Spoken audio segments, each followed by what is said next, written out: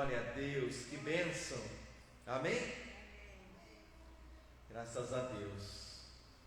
Queridos, domingo nós compartilhamos aqui sobre Hebreus 11, falamos da fé de Abel, da fé de Enoque, da fé de Noé, não é? Graças a Deus por esses homens que nos inspiram, que andaram por fé, que se diferenciaram na sua geração, buscando ao Senhor quando outros não fizeram.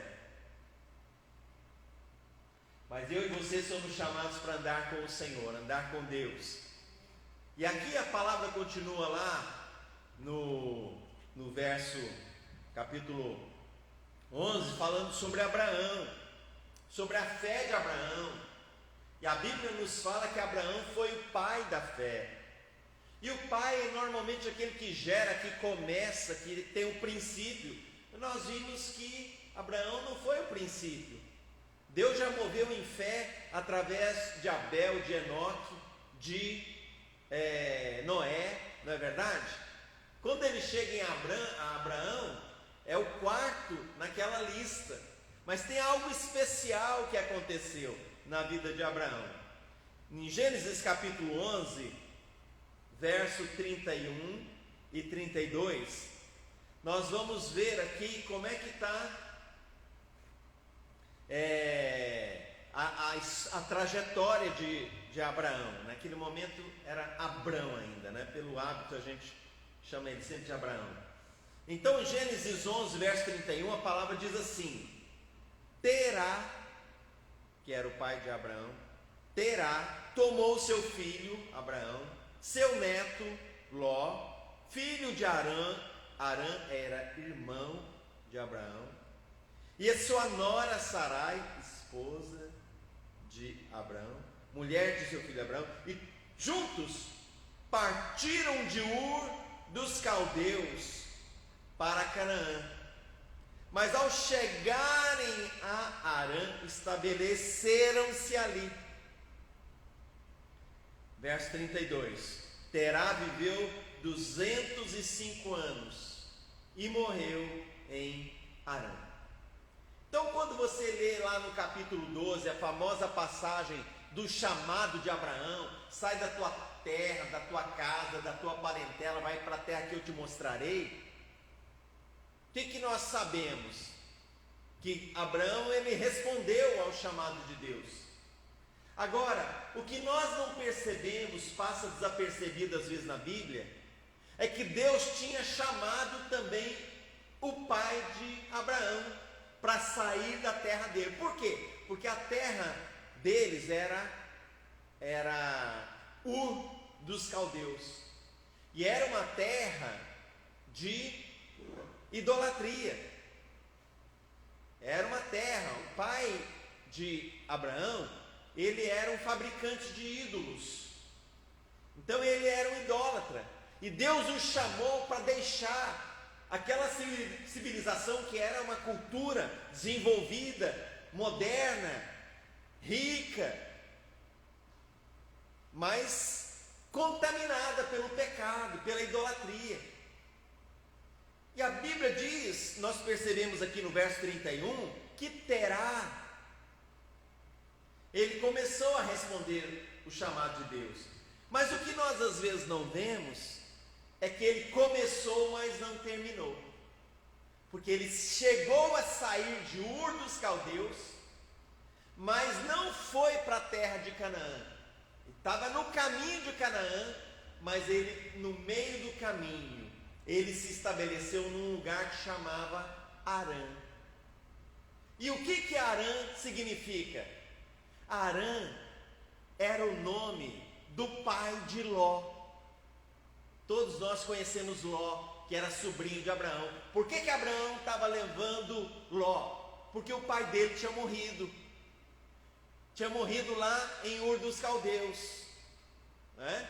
Ele era o filho mais velho e ele morreu lá. E quando ele começou a responder o chamado de Deus, ele parou e a Bíblia diz que ele se estabeleceu em Arã. coincidência. O pai de Ló, irmão de Abraão, chamava Harã. Tinha outro lá também, mas esse não entra na história. Mas o irmão de Abraão que morreu chamava Harã. O mesmo nome do lugar em que Terá se estabeleceu. Ele saiu de Ur, daquela cidade da idolatria, mas ele foi a um lugar no meio do caminho indo para Canaã que chamava Harã, mesmo nome do filho que ele perdeu, que Terá perdeu. E o que nós concluímos disso? Por que a Bíblia fala que o lugar onde Terá ficou, inclusive depois ele morreu ali também, chamava Harã? Porque o Harã que morreu, que era o filho dele, de alguma maneira o traumatizou. Foi uma perda sofrida, foi uma perda que marcou, que traumatizou, que gerou uma dor no coração de Terá. E ele começou a responder o chamado de Deus, chegou a sair de Ur, não é? Com fé também, crendo em Deus, mas ele não foi até o final, ele ficou no meio do caminho, porque Harã falou mais forte, ou seja, a dor falou mais forte, o trauma falou mais forte. E isso é fundamental, queridos, porque na vida nós temos que aprender a lidar com perdas. Nós temos que lidar. Jesus disse: no mundo tereis aflições. No mundo tereis aflições. Nós não chegamos no céu ainda, amém, queridos? Vamos chegar.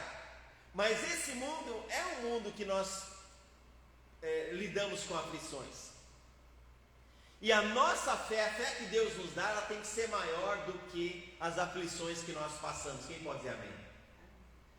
Normalmente nós racionalizamos assim: não, eu não aguento, eu não suporto, a minha fé não dá conta disso. Não sei se é de uma doença, se de uma demissão, se é de um conflito familiar, não sei se é de um prejuízo, de uma traição de um sócio, alguma coisa. Tudo aquilo que pode acontecer, você pode ter tido algumas dores ao longo da sua vida, e essas coisas o inimigo usa para fazer a gente parar. A gente às vezes começou tão bem, tão alegre, tão animado, tão fervoroso, não é? Emocionado por tantas coisas que ouvimos e experimentamos de Deus, mas nós não podemos só começar e parar no meio do caminho. Nós temos que ir até o fim. Quem pode dizer amém? Amém. Essa é a palavra do Senhor. E Terá, que era o pai de Abraão, ele se rendeu, ele entregou os pontos, ele desistiu de lutar, desistiu de acreditar, ele deixou a dor falar mais forte do que a fé. Nós costumamos fazer um trocadilho assim: a palavra vencedor. Qual é o significado da palavra vencedor? É aquele que vence a dor. Vencedor é quem vence a dor, quem não se deixa ser vencido pela dor, porque teremos dores. Talvez estamos tendo agora, já tivemos, e enquanto Jesus não voltar, queridos, claro, a gente ora pelas bênçãos, pelas vitórias, pelos milagres, e experimentamos, mas se vierem essas coisas, nós temos que realmente fazer com que a nossa fé seja maior do que essa dor, essa perda, esse prejuízo, esse abandono, essa rejeição, essa traição, né? Essa aflição. Jesus disse: no mundo tereis aflições. Ah, meu Deus, desespero. Mas tem de bom ânimo. Ânimo nele. Tenha bom ânimo nele. Nós olhamos para ele, colocamos nossos olhos nele, e ele é capaz de lavar nosso coração, de sarar nossas feridas, de renovar as nossas forças, de nos conceder uma visão nova, um propósito novo, abrir nossos olhos. A gente às vezes chega e quando passa por um golpe como esse, fala assim: acabou. Mas não acabou. Só acaba quando Deus fala que acabou, amém, queridos? Se nós falarmos que acabou quando Deus ainda não terminou, nós estaremos perdendo muitas coisas dele para a nossa vida. Quem entende isso? Não é? Então nós temos que tomar muito cuidado. Acabou. Quem disse que acabou? Deus disse que acabou? Se ele não disse, então continua. Não é? Pede a Deus nova visão, renovação da visão, renovação do seu olhar. Que Deus te mostre o objetivo, o propósito, para nós não ficarmos presos àquela dor que nos foi infligida, aquele golpe. Então, teve uma perda, e ele ficou tão abalado por aquela perda que ele não conseguiu prosseguir. Nós não podemos ser assim, amém, queridos?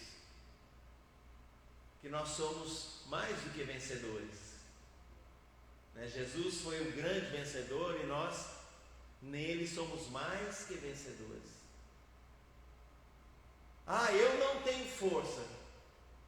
Ótimo, excelente, porque a força não tem que ser nossa, a força é do Senhor. Aí nós vamos ter uma descoberta que talvez nós não tivemos ainda, uma experiência que nós ainda não tivemos, que não é a nossa força, é a força do Senhor. Então você já ouviu certamente, e é muito bom quando você vê pessoas que passaram por situações muito difíceis e venceram. Abraão tinha isso, ele teve como modelo Abel. Abraão sabia da história de Abel, da fé de Abel. Abraão sabia da fé de Enoque. Abraão sabia da fé de Noé. E o que ele fez? Aonde o pai dele parou, golpeado pela dor, ele foi chamado por Deus e ele falou: não vou ficar neste lugar, eu não vou aceitar este limite na minha vida, eu não vou aceitar que este é o fim, eu vou além, aonde Deus me chamou para ir. Então por isso que você vê, vamos ler de novo aqui o versículo 31, olha só, para frisar o que você pode não ter visto. Terá tomou seu filho Abraão, seu neto Ló, filho de Harã, sua nora Sarai, mulher de seu filho Abraão, e juntos partiram de Ur dos Caldeus. Partiram, mas ao chegarem a Harã, estabeleceram-se ali. Eles tinham como objetivo o que? Canaã. Mas eles fizeram uma morada antes de chegar em Canaã. Eles pararam antes de chegar em Canaã. Amém, querido? Você já chegou em Canaã? Você já chegou na sua Canaã? Então você não pode parar. Quem diz amém? Eu não tenho força. Força é com Deus. Você não é responsável por produzir força. Força é o Senhor que te dá. Se eu tiver um entendimento, da palavra, do propósito, eu vou buscar nele da maneira correta, e ele vai me dar a força que eu não tenho, o ânimo que eu não tenho, a alegria que eu não tenho, a disposição que eu não tenho, a fé que eu não tenho, amém, queridos? Então por isso tudo, que Abraão começa a se tornar realmente alguém muito especial, não é? Evangelho de João capítulo 8, olha só, versículo 56. João 8, 56. Abraão, pai de vocês, regozijou-se porque viu, ali está veria, a melhor tradução é viu o meu dia. Ele o viu, como está ali na frente, e alegrou-se. Abraão, pai de vocês, regozijou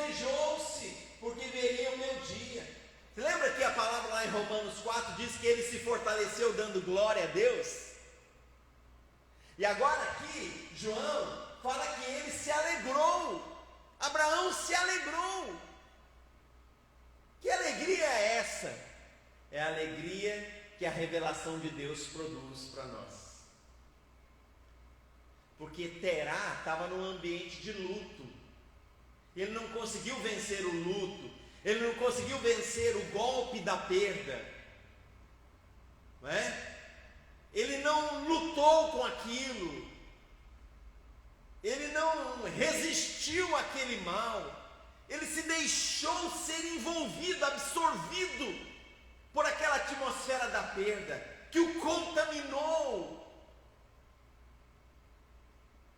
E ele se rendeu, ele se entregou, ele não lutou contra aquilo. Então o pai de Abraão perdeu a batalha. Ele saiu de Ur para ir a Canaã, mas ficou em Harã, meio do caminho, que significa perda, que significa golpe, que significa trauma. Essa é a grande lição para nós, queridos, que no mundo tereis aflições, e nós temos. Talvez você esteja lidando com alguma aflição nesses dias, e pela graça de Deus, vai ser uma grande oportunidade de você colocar essa palavra em prática na sua vida. Amém? Grande oportunidade. Falei, eu vou pensar como a palavra. Então você entra na presença de Deus e vê a glória de Deus, e você se alegra. Essa alegria te dá força, te dá fé. Não é? É maravilhoso. Tremendo tudo isso. Tiago capítulo 2, verso 23. A palavra diz assim: cumpriu-se assim a escritura que diz: Abraão creu em Deus, isso foi creditado como justiça, e ele foi chamado o quê? Amigo de Deus. Ele foi chamado amigo de Deus. O que é um amigo, queridos? Você tem um amigo? Você tem uma amiga, um amigo de verdade? Se você tem um amigo, você sabe o que é. Aquela pessoa que você encontra, pode às vezes ter muito tempo que você não encontra, e você tem liberdade, e você não tem vergonha de falar da sua vida, de falar das coisas boas. A gente fala para todo mundo, né? Mas as coisas difíceis somente com os amigos de verdade, que você sabe que não te rejeita, que você sabe que não vão te condenar, que você sabe que não vão rir de você, não vão te humilhar, não vão te jogar para baixo. Esse é um amigo. E Abraão foi chamado de amigo de Deus, porque Abraão foi uma pessoa que não tinha problema de abrir a sua vida com Deus. Suas dúvidas, seus temores, suas dores, sua aflição, sua tristeza. Então ele fez Deus o seu amigo. Ele fez de Deus o seu amigo, meu Pai. Que tremendo, que grandioso, não é? E nós, queridos, estamos perdendo a oportunidade, o privilégio de fazer como Abraão, Deus o nosso amigo. Porque se Deus não é o nosso amigo, nós não temos para quem contar, nós não temos para quem falar nossas dores, nós não temos para quem nos abrir dos nossos sofrimentos. As crises que vêm na nossa mente, na nossa cabeça, no nosso coração, as aflições que vêm na nossa alma, fica com a gente mesmo. Não temos com quem abrir, com quem desabafar, com quem derramar. Abraão não foi bobo, ele fez de Deus o seu amigo, e ele não tinha que ficar sobrecarregado com nada, tenso por nada. Ele derramou o seu coração ali, foi chamado amigo de Deus. E amigos são justamente essas pessoas íntimas que têm o privilégio de ouvir os nossos segredos. Segredos são aquelas coisas que a gente não conta para ninguém. Não conta para ninguém, e aquilo é um peso que a gente carrega. É um fardo. E aquilo vai sendo um fardo, um peso, não é? Pesado mesmo. Mas quando a gente confia no Senhor, sabe quem Ele é, acredita nele de verdade. Então nós abrimos os nossos segredos. E Deus às vezes coloca anjos, coloca irmãos, irmãs do nosso lado para fazer esse papel, né, de carne e osso também, para nos facilitar. Coloca companheiros de jugo, como o apóstolo Paulo fala, né? Pessoas que carregam o jugo juntos. Então essas pessoas que são amigos, eles têm essa intimidade, têm esse privilégio, tem essa aliança. E por causa dessa aliança Deus age. Em Êxodo, capítulo 2, verso 23 e 24, nós temos uma passagem aqui para compartilhar. Êxodo 2, 23 e 24. Perceba aqui a aplicação desse ensino que acabei de trazer. Muito tempo depois, morreu o rei do Egito. Os israelitas gemiam e clamavam debaixo da escravidão, e o seu clamor subiu até Deus. Ouviu Deus o lamento deles e lembrou-se da aliança que fizera com Abraão, Isaque e Jacó. Olha só, olha o valor de uma amizade. E nesse caso, uma amizade com Deus. Olha o valor de uma profunda aliança. Aqui nós vemos que o povo, queridos, eles estavam lá no Egito, eles estavam gemendo, clamando, eles estavam tão fracos, eles estavam assim tão desamparados, eles não tinham ninguém por eles. O que eles fizeram? Eles clamaram ao Senhor.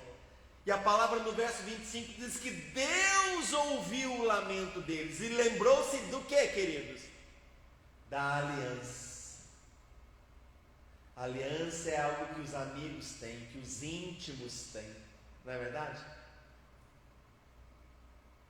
E aí, queridos, Deus ouviu o lamento deles.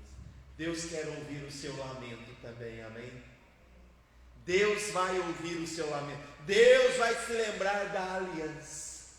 Não abra mão da sua aliança. Não abra mão do chamado de Deus.